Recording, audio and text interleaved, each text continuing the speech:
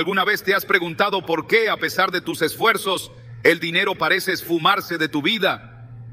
Y si te dijera que hay objetos en tu propia casa que están bloqueando la bendición financiera que Dios quiere darte. La palabra nos advierte en Deuteronomio 7:26.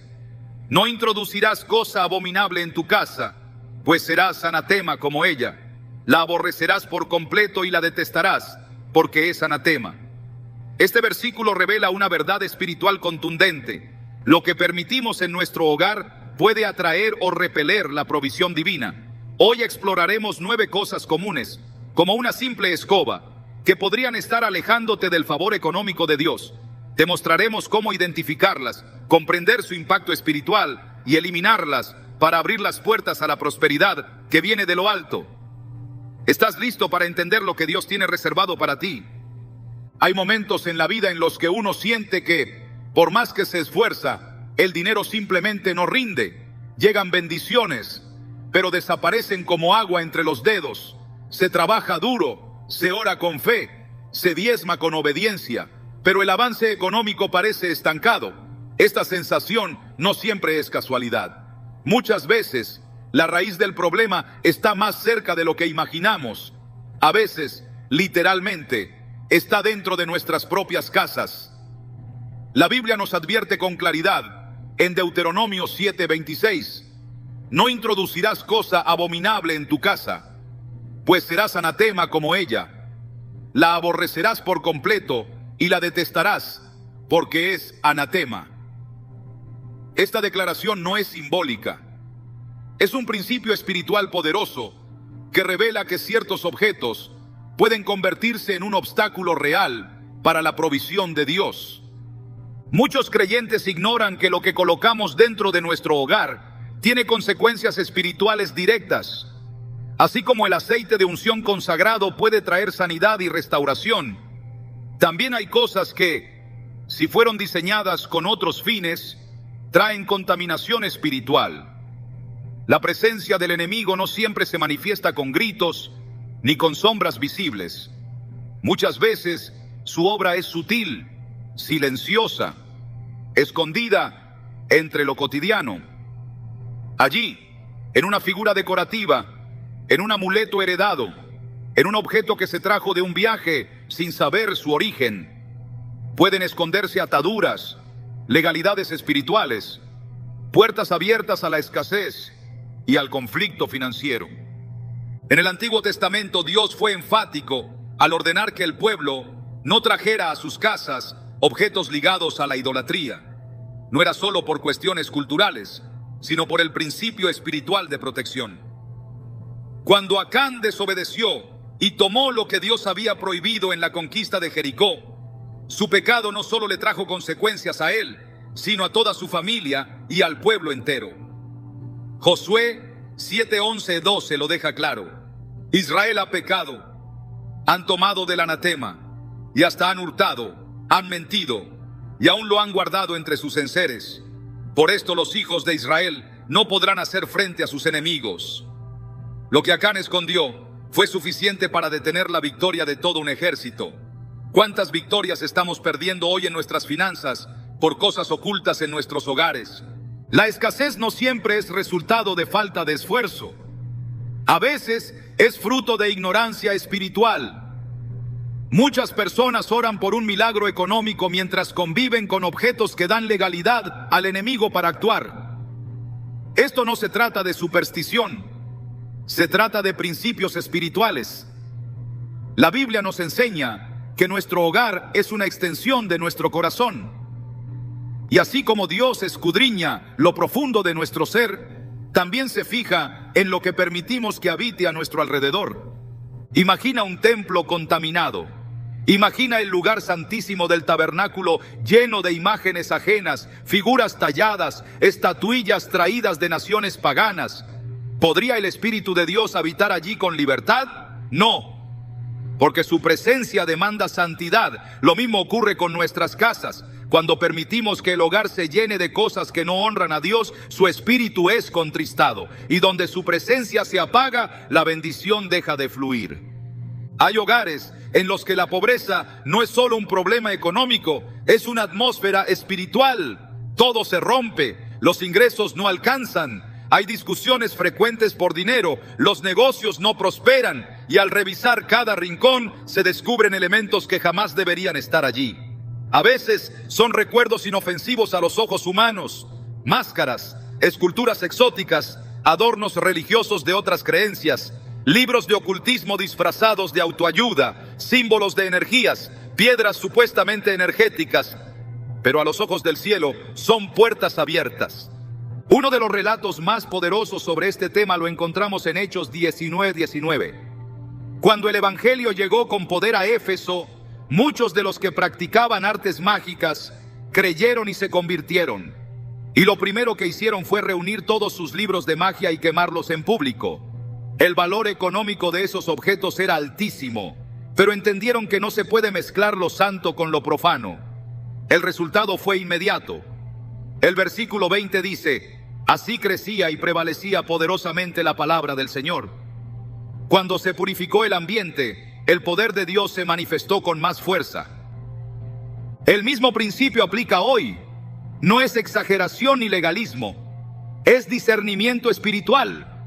Hay personas que tienen cuadros de santos, imágenes con ojos que parecieran seguirte, figuras que representan deidades extrañas, velas consagradas por terceros e incluso libros con invocaciones disfrazadas de literatura espiritual. Aunque estos objetos no griten ni se muevan, están marcando territorio. Son como banderas colocadas por el enemigo para reclamar presencia en esa casa. Y donde él tiene un espacio, la bendición de Dios no fluye con libertad. Lo espiritual siempre tiene manifestación en lo natural. Cuando hay paz en el ambiente, cuando se respira orden y limpieza espiritual, lo económico también responde, porque Dios es un Dios de orden. Él no prospera en el desorden ni en la mezcla. La palabra nos dice en 1 Corintios 14:33, porque Dios no es Dios de confusión, sino de paz. Si queremos paz financiera, necesitamos revisar con honestidad todo aquello que en nuestra casa pueda estar trayendo confusión espiritual. No se trata de vivir con miedo, se trata de vivir con discernimiento. Jesús enseñó en Mateo 6:22-23 que la lámpara del cuerpo es el ojo. Así que si tu ojo es bueno, todo tu cuerpo estará lleno de luz. Pero si tu ojo es maligno, todo tu cuerpo estará en tinieblas. Lo que permites ver, lo que permites que habite en tu casa, afecta tu interior. Y si tu interior está en tinieblas, ¿cómo puede la luz de la provisión brillar con claridad? He conocido personas que, después de hacer una limpieza espiritual en sus hogares, comenzaron a ver cambios en sus finanzas. Testimonios reales de quienes, sin cambiar de empleo ni recibir herencias, comenzaron a ver multiplicación. No fue magia, fue obediencia, fue discernimiento, fue limpiar el altar de sus casas y permitir que la presencia de Dios tomara el lugar que le corresponde. El profeta Eliseo vivió un momento clave cuando fue hospedado por una mujer tsunamita. Ella no solo le ofreció comida, sino que preparó un cuarto especial en su casa para el profeta. Una habitación limpia, con cama, mesa, silla y lámpara. Un espacio santificado. Y en ese lugar, la presencia de Dios se movió con poder. Fue allí donde Eliseo liberó una palabra de bendición que trajo fertilidad al vientre estéril de aquella mujer. 2 Reyes 4:16 dice: el año que viene por este tiempo abrazarás un hijo. Y así fue. Porque cuando se honra la presencia de Dios en casa, Él responde con milagros. Lo contrario también es cierto. Cuando se le da espacio a lo profano, a lo oculto, a lo maldito, la atmósfera se contamina. La escasez no tarda en aparecer. El dinero se va, los proyectos no prosperan. Y lo peor, el corazón se va endureciendo poco a poco, perdiendo sensibilidad espiritual. Hoy, más que nunca, necesitamos hogares consagrados, casas donde no haya espacio para la confusión ni para la mezcla, viviendas donde cada objeto refleje la fidelidad a Dios, porque el hogar es el primer altar, y si el altar está contaminado, el fuego no desciende. Pero si está limpio, el cielo responde.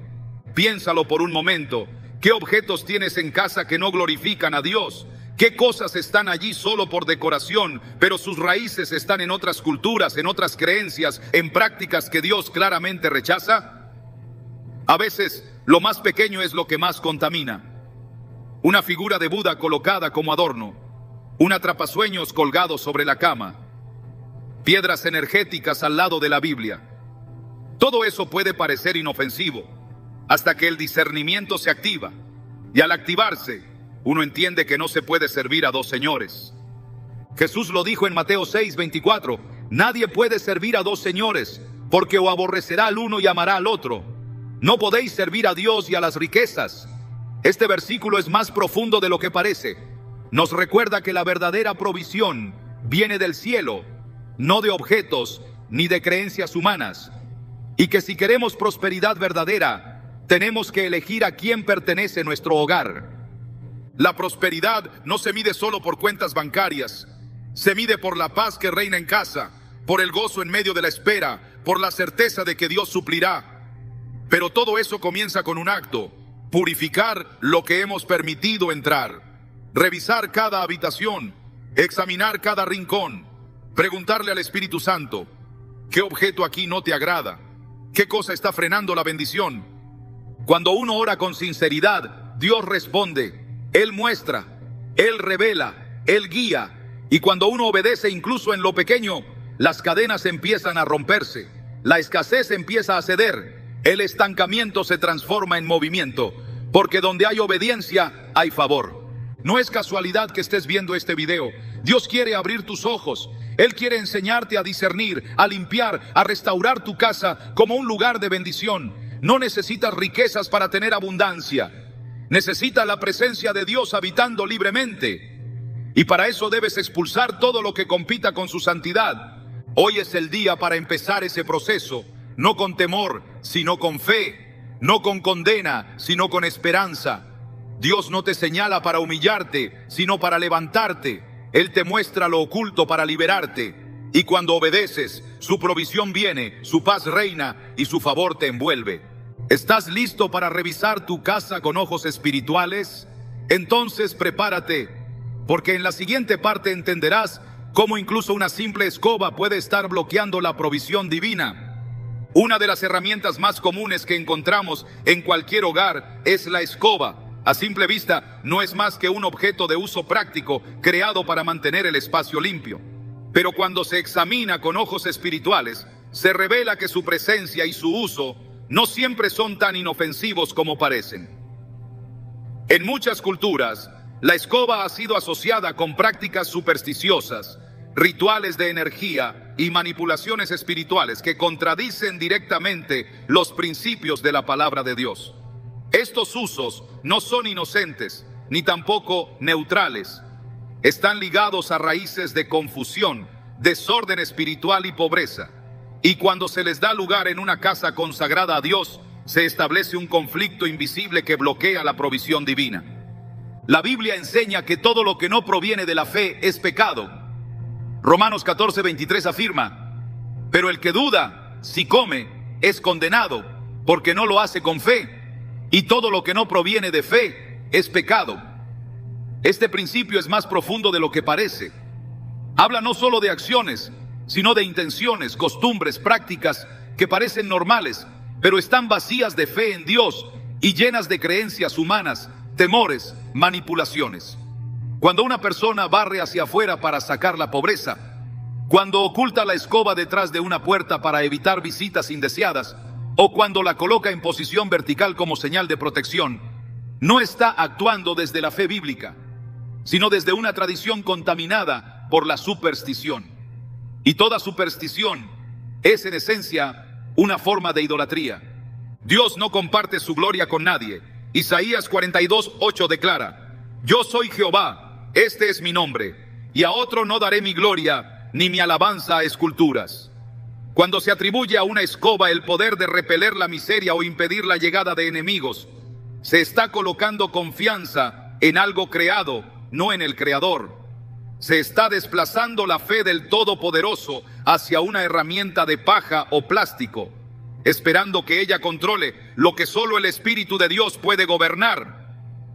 Este desplazamiento no solo es inútil, sino ofensivo delante de Dios. Es una sustitución espiritual que provoca la retirada de la bendición y la entrada del estancamiento. El desorden espiritual comienza con una pequeña grieta, y esa grieta puede abrirse con un simple acto como usar una escoba para realizar un ritual que aprendimos sin cuestionar. Muchas personas conservan costumbres heredadas sin considerar su origen. Prácticas como barrer de noche para espantar las malas energías, no barrer después de las 6 para no barrer la suerte, colocar la escoba en cruz para proteger la casa, están profundamente arraigadas en sistemas de pensamiento que excluyen a Dios y exaltan el temor, la autosuficiencia o el sincretismo. Estas acciones parecen triviales, pero son puertas abiertas en el mundo espiritual, porque todo lo que no está fundamentado en la verdad de la palabra se convierte en terreno fértil para el error.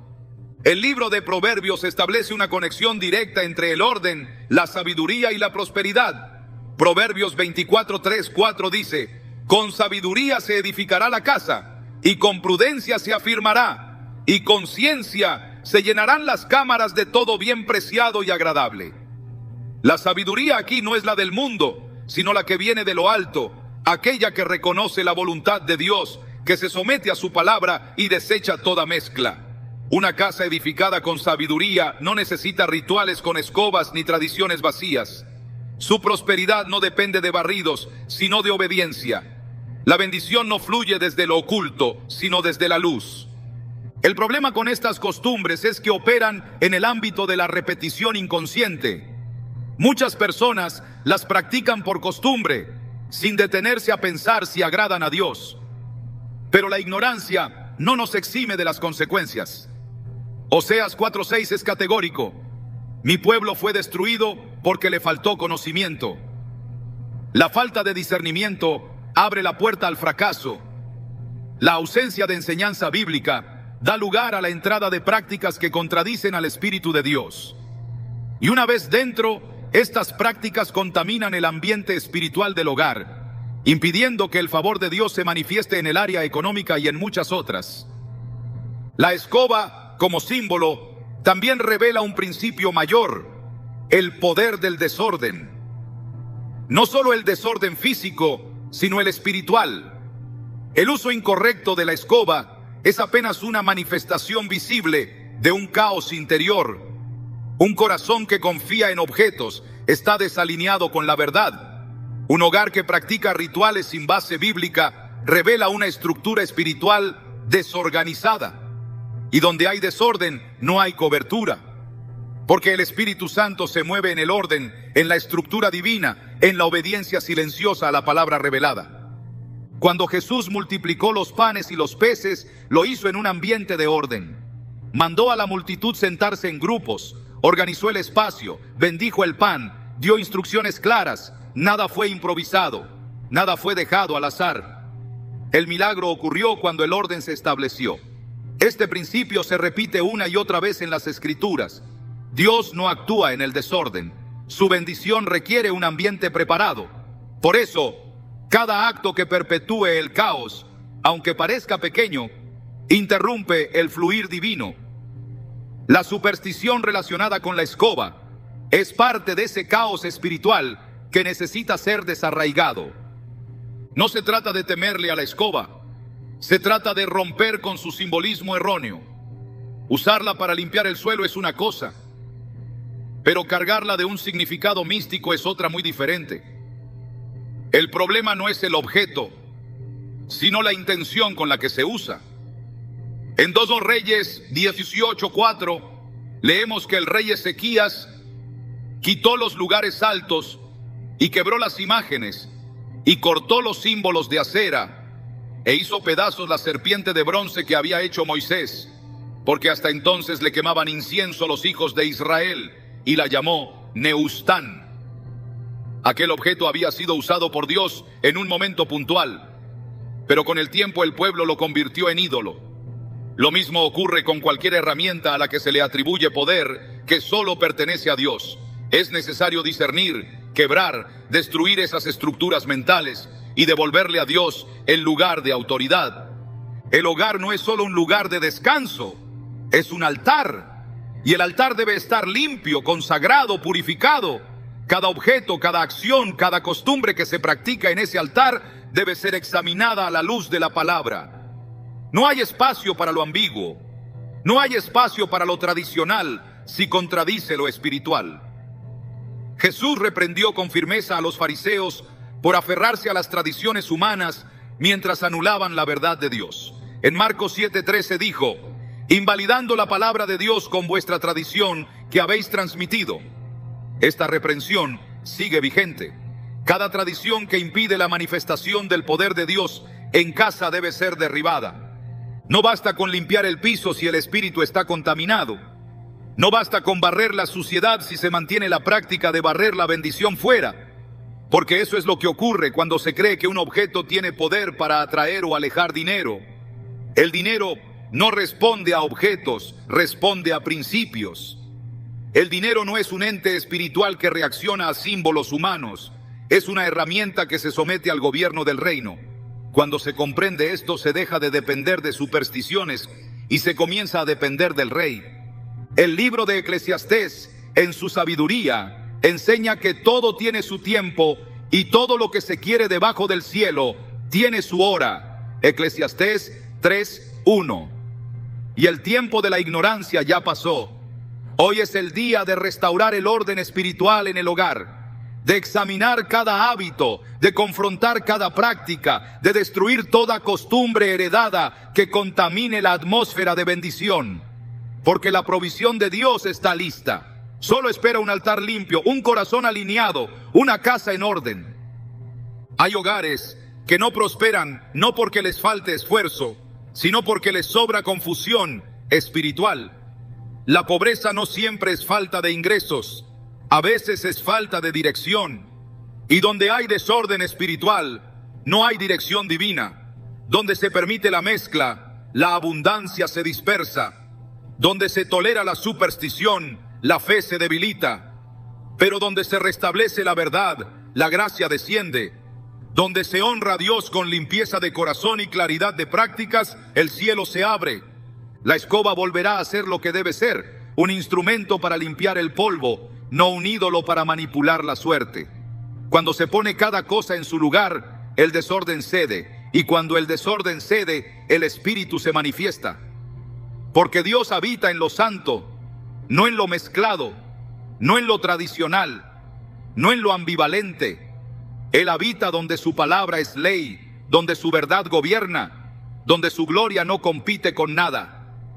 Hoy es el día de tomar autoridad sobre el hogar, de declarar que ninguna práctica vacía seguirá rigiendo la atmósfera espiritual, de entender que una casa consagrada no necesita fórmulas humanas, ni rituales, ni supersticiones.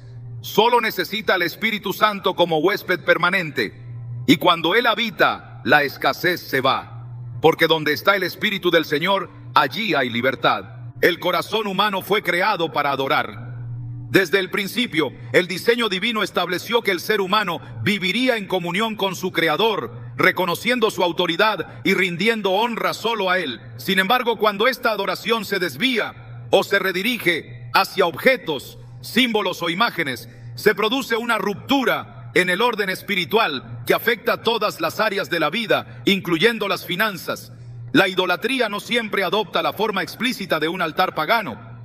A menudo se esconde en lo estético, en lo simbólico, en lo decorativo. Es precisamente en esos elementos aparentemente inofensivos donde se oculta una de las causas más ignoradas de escasez y estancamiento económico. Dios fue enfático en su mandato a Israel. Éxodo 24:5 declara: no te harás imagen ni ninguna semejanza de lo que esté arriba en el cielo, ni abajo en la tierra. No te inclinarás a ellas, ni las honrarás. Este mandato no era solo una instrucción religiosa, era una advertencia espiritual con consecuencias reales. Las imágenes, aunque hechas de materiales muertos, cargan un significado espiritual profundo. Cada figura representa una idea, una creencia, un poder que intenta competir con la supremacía de Dios. Cuando estas figuras entran en un hogar, se establece una discordia invisible entre lo sagrado y lo profano. Y esa discordia contamina el ambiente espiritual, afectando directamente la atmósfera de provisión.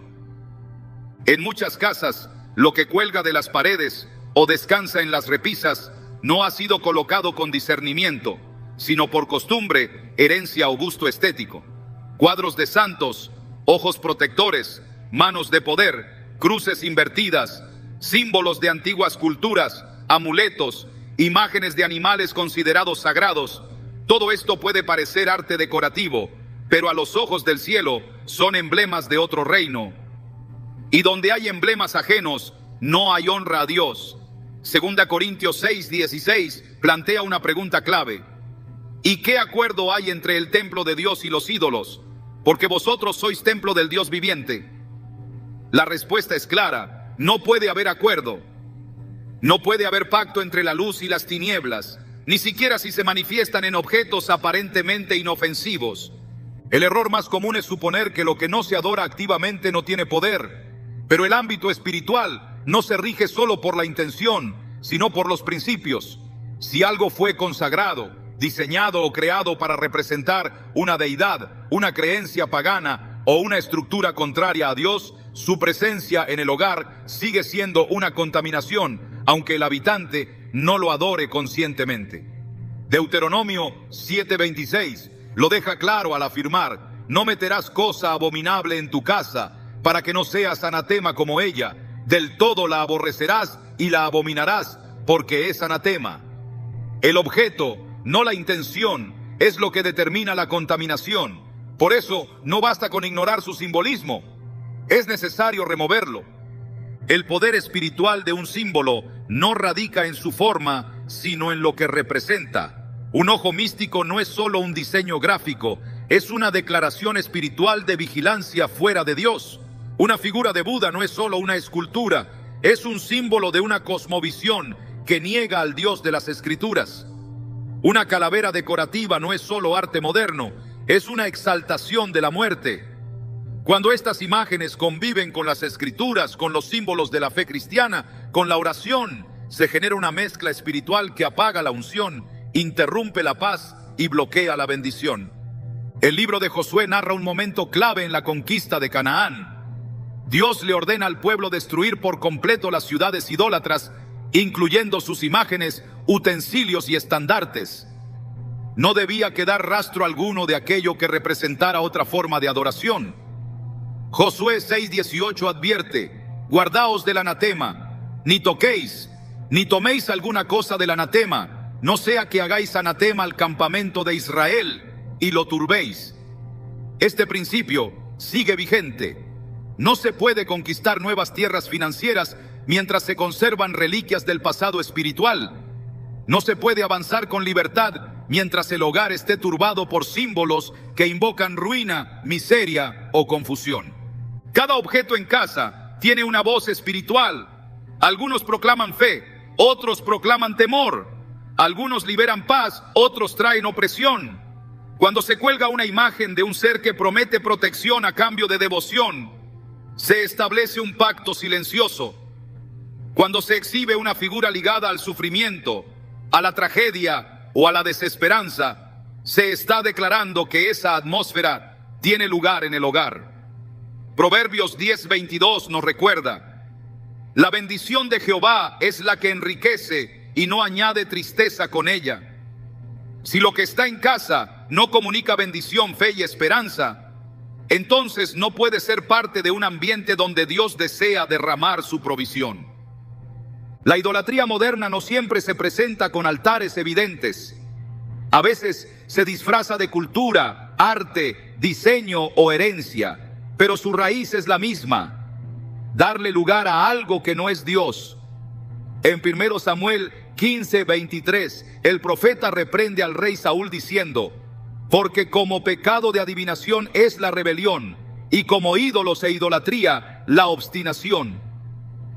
En este pasaje, la idolatría se vincula a la terquedad, al rechazo a obedecer completamente. Guardar imágenes en casa sabiendo lo que representan es una forma de obstinación. y la obstinación detiene el fluir de la gracia. Algunas imágenes no son visibles, pero están presentes. Se manifiestan en cuadros con frases que exaltan el fracaso, en objetos que representan derrota, en símbolos de esclavitud emocional o económica. Estos mensajes, aunque no tengan forma humana o animal, siguen transmitiendo una frecuencia contraria a la verdad de Dios. En Filipenses 4:8, el apóstol Pablo instruye: por lo demás, hermanos, todo lo que es verdadero, todo lo honesto, si hay virtud alguna, si algo digno de alabanza, en esto pensad. Este llamado a la pureza del pensamiento también se aplica a lo visual. Lo que se contempla diariamente moldea el pensamiento, y lo que se piensa con frecuencia determina lo que se cree. El hogar debe ser un santuario de verdad, un lugar donde cada elemento inspire a buscar más de Dios, no a desviarse. Las imágenes que generan miedo, ansiedad, inseguridad, o que transmiten conceptos opuestos a la esperanza y al propósito divino, son semillas que impiden la cosecha de provisión. Isaías 26:3 promete: tú guardarás en completa paz a aquel cuyo pensamiento en ti persevera, porque en ti ha confiado. Pero esa paz no puede habitar donde las imágenes comunican caos. Hay quienes han normalizado la presencia de estas figuras porque forman parte de su entorno desde la infancia. Pero el tiempo no santifica lo incorrecto. Solo la sangre de Cristo tiene poder para purificar. Y para que esa purificación se manifieste en el ámbito financiero, es necesario que comience en el entorno más íntimo, el hogar. Si la casa está llena de símbolos que contradicen el carácter de Dios, entonces la bendición encuentra resistencia. Y esa resistencia se traduce en limitaciones, pérdidas, endeudamiento, desgaste constante. El enemigo no necesita una puerta abierta para entrar. Le basta con una rendija, una imagen mal colocada, un símbolo tolerado, una figura mantenida por tradición. Pueden ser suficientes para establecer una influencia que interfiere con el avance. Efesios 4:27 advierte: ni deis lugar al diablo. Esta instrucción no es opcional, es una estrategia de guerra espiritual. Cada lugar que se le da al enemigo, por pequeño que sea, le da base legal para operar. Por eso, la limpieza espiritual del hogar es un acto urgente y necesario. No se trata de vivir con paranoia, sino con conciencia. No se trata de ver demonios en cada objeto, sino de ver con claridad lo que cada símbolo representa en el mundo espiritual. La sabiduría comienza con el temor de Dios, y el temor de Dios se manifiesta en la reverencia a su palabra, incluso en lo que parece insignificante. Lucas 16:10 enseña: el que es fiel en lo muy poco, también en lo más es fiel. Remover un símbolo incorrecto puede parecer un acto pequeño, pero en el mundo espiritual es una declaración de fidelidad. Cuando se purifica el ambiente visual del hogar, se activa una limpieza más profunda. Se alinea la atmósfera, se restaura el orden espiritual, y entonces la provisión comienza a fluir, porque la bendición requiere un ambiente limpio, sin mezcla. Malaquías 3:10 lo confirma: traed todos los diezmos al alfolí, y haya alimento en mi casa, y derramaré sobre vosotros bendición hasta que sobreabunde. Pero esa bendición no se derrama donde hay impureza espiritual.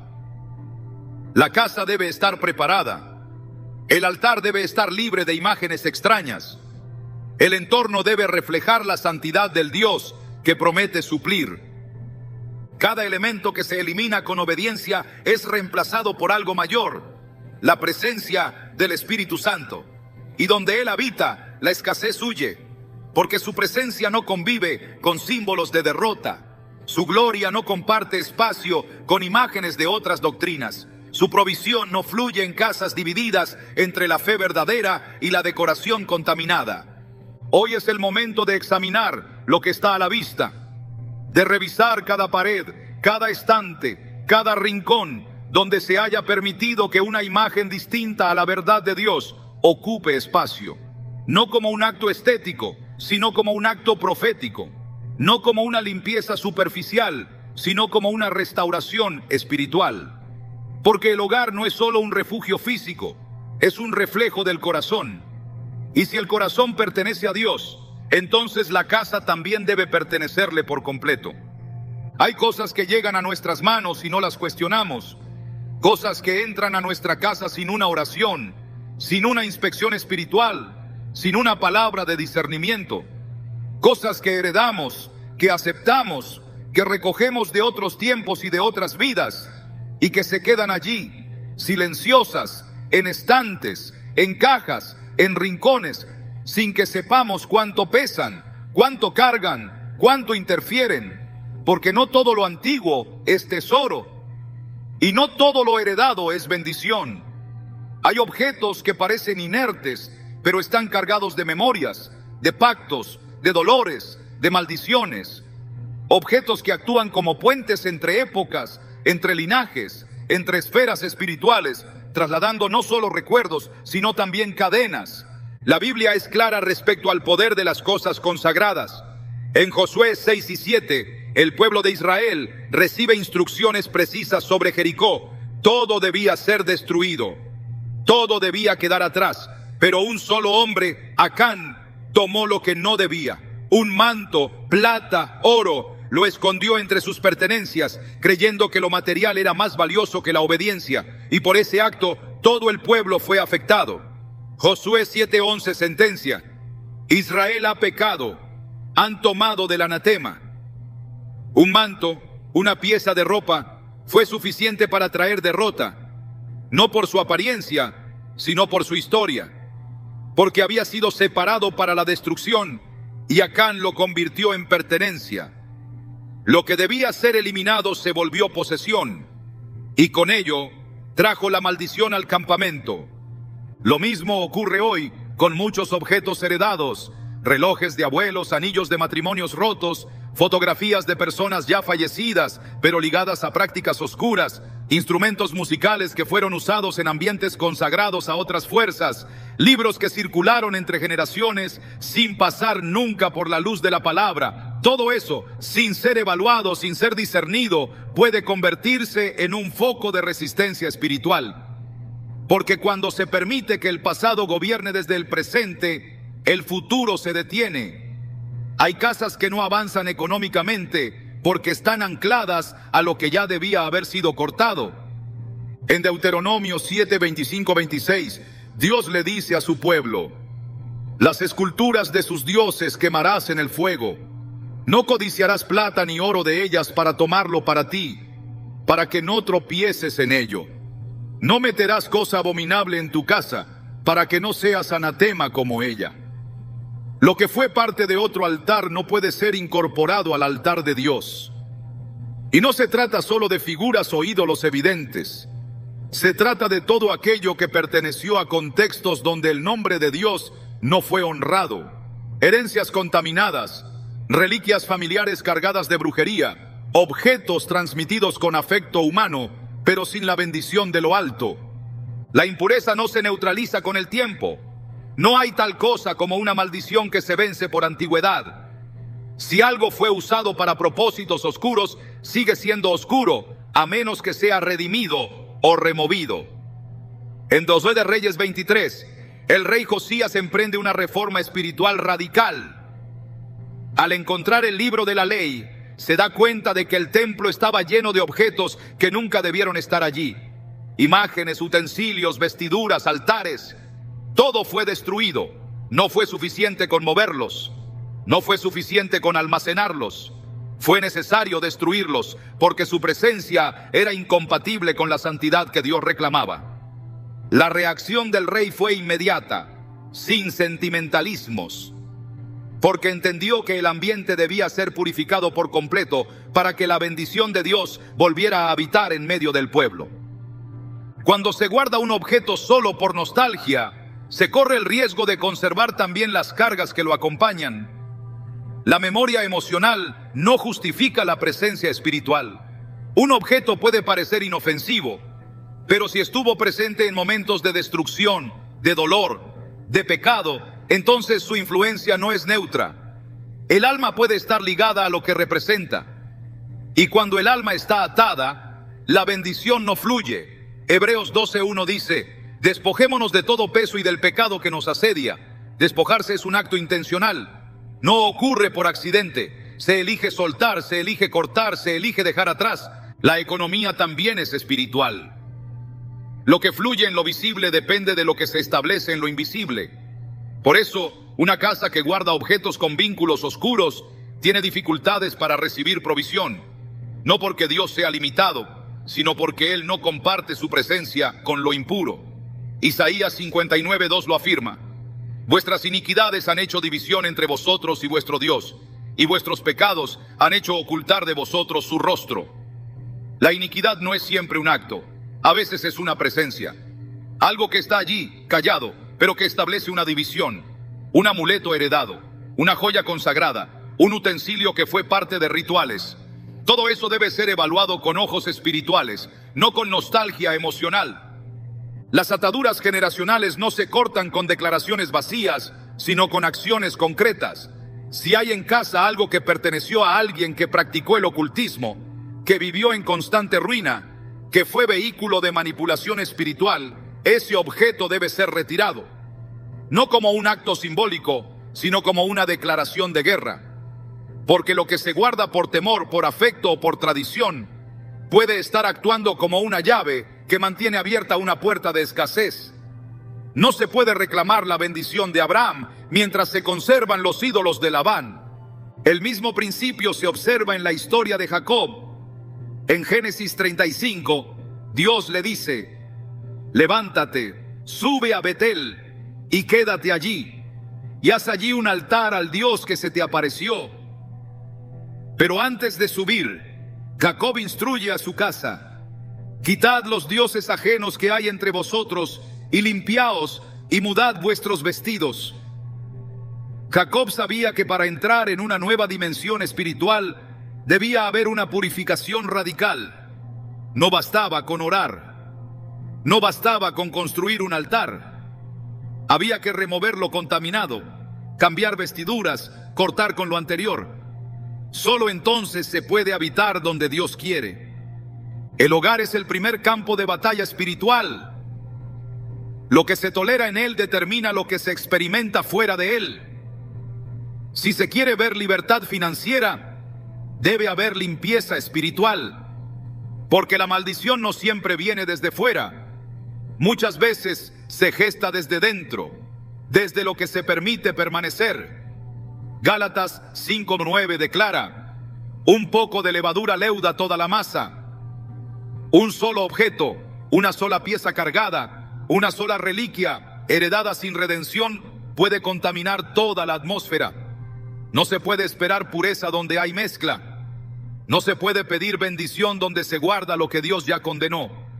El mundo espiritual no es simbólico, es real. Lo que se permite entra, lo que se conserva opera, lo que se protege sin discernir se transforma en obstáculo. Por eso, no se trata solo de eliminar lo abiertamente oculto. Se trata de examinar con precisión todo lo que se ha heredado. Preguntar con honestidad de dónde vino, para qué fue usado, qué representa. Y si hay duda, la respuesta es clara: mejor quitarlo. Porque lo que no está bajo la luz puede estar bajo las sombras. Y donde hay sombra, la luz de Dios no brilla con toda su fuerza. La bendición que Dios tiene preparada requiere un terreno limpio, no solo un corazón dispuesto, sino también un ambiente consagrado. Y consagrar implica renunciar, implica decir: esto no lo quiero más en mi casa, porque el Dios al que sirvo es un Dios celoso, un Dios de orden, un Dios de pureza. Éxodo 34:14 dice: no te inclinarás a ningún otro Dios, pues Jehová, cuyo nombre es celoso, Dios celoso es. Él no comparte, no negocia, no tolera duplicidad. Y cuando se honra ese celo, su provisión desciende sin medida. Hay cosas que necesitan ser quebradas, quemadas, eliminadas, no guardadas, no escondidas, no regaladas. Eliminar lo que tiene una historia espiritual incorrecta es una declaración profética de alineamiento. Es decirle al cielo: mi casa será tierra santa, mi ambiente será puro, mi altar será limpio. Y entonces lo que estaba detenido comienza a moverse. lo que estaba bloqueado empieza a fluir, porque la limpieza espiritual no es opcional, es esencial. En la próxima parte entenderás cómo el desorden físico y la acumulación en el hogar están conectados directamente con el estancamiento financiero y cómo esta desconexión entre lo externo y lo interno puede estar impidiendo el avance que Dios ha preparado para ti. El desorden no es una simple cuestión de apariencia. En el mundo espiritual, el desorden representa una desconexión con el carácter de Dios, porque donde hay caos no puede reinar la plenitud. Donde hay acumulación, hay opresión. Donde la estructura ha sido reemplazada por el descuido, la bendición no encuentra espacio para descansar. Dios no habita en lugares donde reina la confusión, porque su naturaleza es orden, es armonía, es dirección. La Escritura afirma con claridad en 1 Corintios 14:33, Dios no es Dios de confusión, sino de paz. Este principio espiritual no solo se aplica a la conducta de la iglesia, sino también al entorno que rodea al creyente. Una casa desordenada refleja una mente agitada. Un espacio lleno de objetos innecesarios manifiesta una falta de dirección espiritual, porque la acumulación no es solo física, es una señal interna de que el corazón aún guarda temores, apegos o heridas que no han sido completamente rendidas a Dios.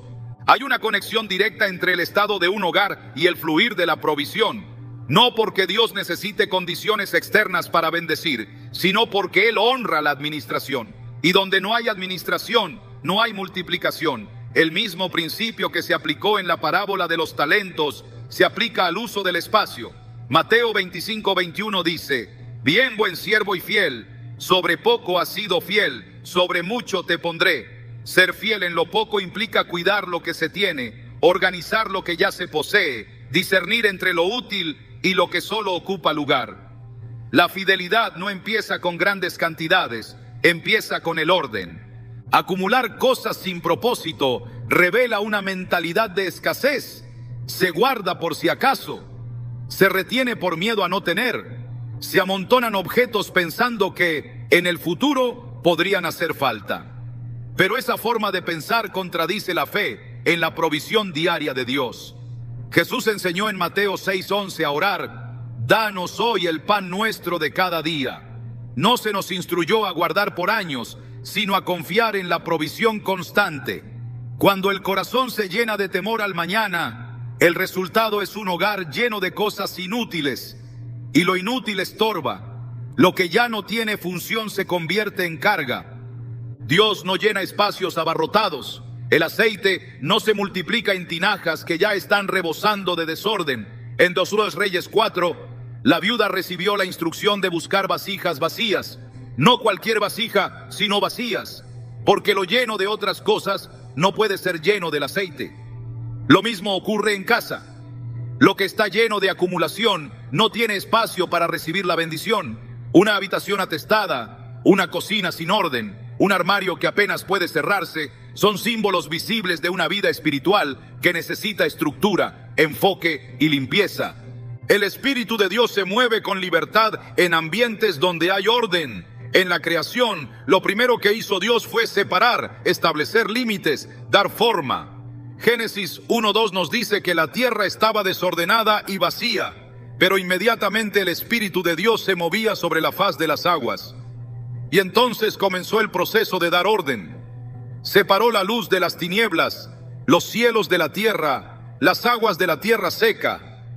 Dios mismo dio el ejemplo. Antes de producir, antes de multiplicar, primero ordenó. El orden fue la antesala del florecimiento. El caos fue reemplazado por una estructura divina. Y entonces, todo comenzó a multiplicarse. El desorden, por el contrario, detiene procesos. Es una señal de que algo no está fluyendo como debería. Puede que el creyente ore con fe, que declare promesas, que proclame versículos, pero si el entorno en el que vive contradice el carácter del Dios al que sirve, entonces hay una interferencia. Porque lo externo muchas veces refleja lo interno. Una casa que no ha sido gobernada por el orden refleja un alma que aún no ha sido completamente rendida. Y mientras no haya rendición, no puede haber expansión. Proverbios 3, 9, 10 declara: honra a Jehová con tus bienes y con las primicias de todos tus frutos, y serán llenos tus graneros con abundancia. La honra se manifiesta no solo con lo que se da, sino también con lo que se administra. Un espacio limpio, ordenado, gestionado con sabiduría es una forma de honra. Es decir, aquí habita la presencia de Dios, y este lugar será digno de su visita. Aquí no se retiene lo que no edifica. Aquí no se conservan objetos por capricho. Aquí cada cosa tiene su lugar, y cada lugar tiene un propósito. Esa es la estructura que Dios bendice. El problema no está en tener mucho. El problema está en no saber administrar lo que se tiene. En Lucas 16, 10, 12, Jesús enseña que quien no es fiel en lo ajeno tampoco lo será en lo propio. Y que si no se sabe manejar lo de este mundo, ¿quién confiará lo verdadero? Esto incluye no solo dinero, sino tiempo, espacio, recursos, objetos. Una casa que se vuelve almacén deja de ser refugio. Un hogar que no ha sido depurado pierde su función espiritual. Porque donde hay desorden, hay agotamiento. Donde hay acumulación, hay distracción. Y cuando el corazón está distraído, pierde la capacidad de oír con claridad la dirección de Dios. El exceso de cosas puede convertirse en una forma de idolatría silenciosa, porque se confía más en lo almacenado que en el Dios que provee. Se cree que lo guardado traerá seguridad, pero en realidad solo incrementa la dependencia de lo material. Y donde hay idolatría, no hay bendición. Colosenses 3:5 dice: haced morir pues lo terrenal en vosotros, avaricia, que es idolatría. Guardar por avaricia, acumular por miedo, retener por inseguridad, todo eso contamina la atmósfera espiritual. No se trata de vivir en carencia, sino de vivir en libertad. Y solo es libre el que puede soltar. El orden es un acto profético, es declarar que todo tiene un lugar, que la bendición no será rechazada por falta de espacio, que lo nuevo no será ignorado por estar cubierto de lo viejo, que la provisión encontrará tinajas disponibles. Es decidir que lo visible refleje lo invisible, que lo físico sea testimonio de lo espiritual, porque un lugar ordenado habla de un corazón listo, y un corazón listo es terreno fértil para la abundancia. Todo lo que se ha dicho hasta ahora nos lleva a una conclusión espiritual inevitable. El hogar debe ser limpiado, no solo físicamente, sino espiritualmente, porque un espacio consagrado es un espacio listo para recibir. La limpieza espiritual no es simbólica, es una guerra, es una declaración de propiedad. Es el acto mediante el cual se le recuerda al mundo espiritual que ese lugar le pertenece a Dios. Y no hay sitio para ningún elemento que pretenda disputar su autoridad. Cuando el pueblo de Israel se preparaba para la Pascua, cada familia debía limpiar su casa de toda levadura. No podía quedar rastro. Éxodo 12:15 lo ordena sin ambigüedad. 7 días comeréis panes sin levadura, y así el primer día haréis que no haya levadura en vuestras casas. Esa limpieza no era una acción superficial, era una señal visible de un principio invisible. La santidad exige purificación. Hoy esa misma verdad se aplica al hogar del creyente. No puede haber presencia de Dios sin limpieza previa. No puede haber provisión sostenida si el lugar sigue cargado de elementos que se oponen a su gloria. Orar por prosperidad mientras se toleran objetos contaminados es como pedir lluvia mientras se cubren los campos con techos. La bendición está lista, pero no encuentra espacio donde posarse. Por eso, la limpieza espiritual no es un ritual vacío, sino un acto de obediencia. Ungir las puertas, orar sobre cada habitación, declarar con la autoridad que otorga la sangre de Cristo que ese lugar es territorio santo, no es exageración, es discernimiento, es activar el principio del pacto, es restaurar el altar para que el fuego vuelva a descender. Cuando Elías restauró el altar caído en el monte Carmelo, el fuego de Dios no descendió hasta que todo estuvo en su lugar. Vino Reyes 18:30 dice: reparó el altar de Jehová que estaba arruinado. La ruina no era solo física, era espiritual. Y hasta que no se reordenó, hasta que no se eliminó lo que estorbaba, el fuego no volvió a manifestarse. De la misma forma, muchos hogares necesitan ser restaurados como altares. No solo limpios de polvo, sino también de símbolos, de pactos pasados, de palabras maldichas, de objetos tolerados por tradición.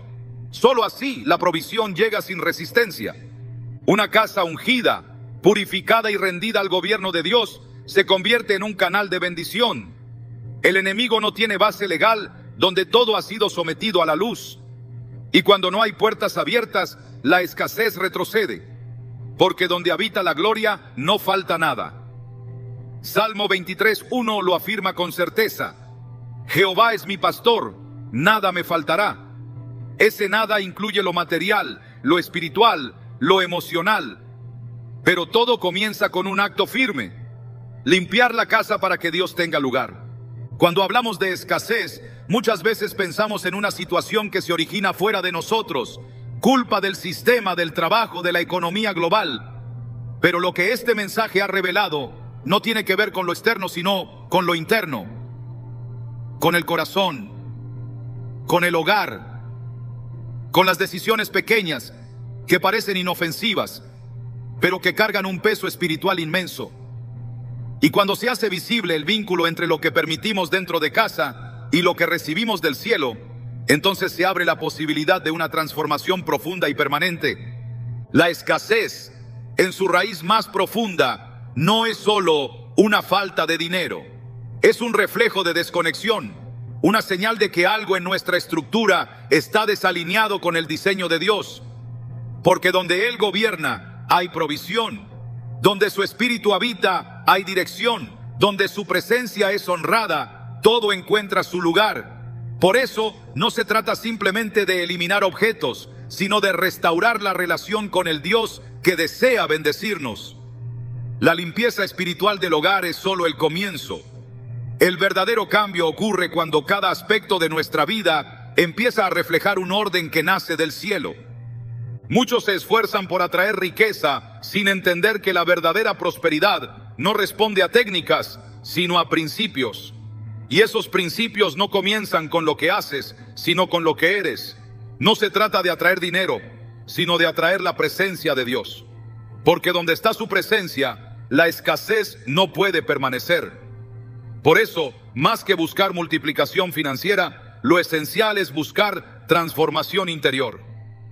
Porque el dinero en manos de alguien que vive en desorden se convierte en peso, pero en manos de alguien alineado con el reino se convierte en herramienta para edificar, para servir, para multiplicar el bien. Esta conclusión no es solo un cierre, es una invitación a vivir con los ojos abiertos, a no conformarse con una fe de domingo mientras de lunes a sábado se tolera lo que contradice a Dios, a no separar la espiritualidad de lo cotidiano, a entender que cada espacio, cada objeto, cada costumbre es una semilla que produce fruto y que el fruto puede ser bendición o estorbo. La decisión está en las manos de quien habita la casa, porque lo que toleras lo autorizas y lo que limpias lo preparas para ser llenado. El enemigo no necesita atacar con fuerza cuando sabe que el creyente ha bajado la guardia. Basta con que se permita un poco de mezcla, una pizca de indiferencia, un rincón que no ha sido entregado a Dios. Pero hoy esa estrategia queda anulada, porque has sido equipado con discernimiento, porque ahora sabes que el hogar es territorio espiritual y que todo lo que entra impacta, que todo lo que se conserva transmite, que todo lo que se tolera influye. El próximo paso es vivir con intención, no desde la culpa, sino desde la autoridad. No para esconderse del juicio, sino para caminar en libertad. Porque la limpieza espiritual no es un castigo, es un privilegio. Es la señal de que estás listo para más, que has sido encontrado fiel, que puedes ser depositario de mayores cosas. Porque si fuiste fiel en poco, Él te pondrá sobre mucho. No como recompensa automática, sino como resultado natural de la obediencia. Porque la prosperidad no es un regalo al azar, es el fruto de una vida alineada con el reino. Cada rincón que limpias abre espacio para algo nuevo. Cada objeto que eliminas por convicción espiritual deja espacio para que algo mayor se manifieste. La palabra declara que el reino de Dios no consiste en comida ni bebida, sino en justicia, paz y gozo en el Espíritu Santo. Y donde hay justicia, paz y gozo, allí hay plenitud. Allí el alma prospera. Allí el hogar se vuelve refugio. Allí la provisión llega como respuesta, no como persecución. Porque no necesitas correr detrás del dinero cuando caminas detrás de Dios.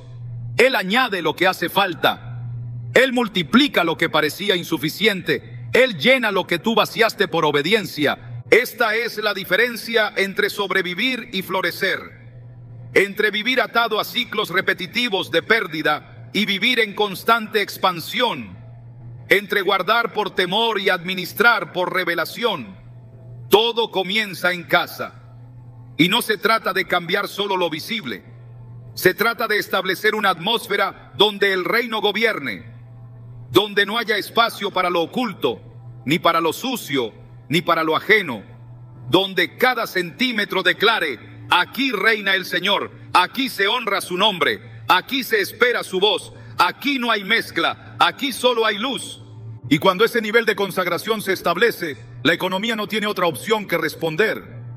Porque la economía del cielo no se basa en números, sino en principios. Y tú has recibido una llave.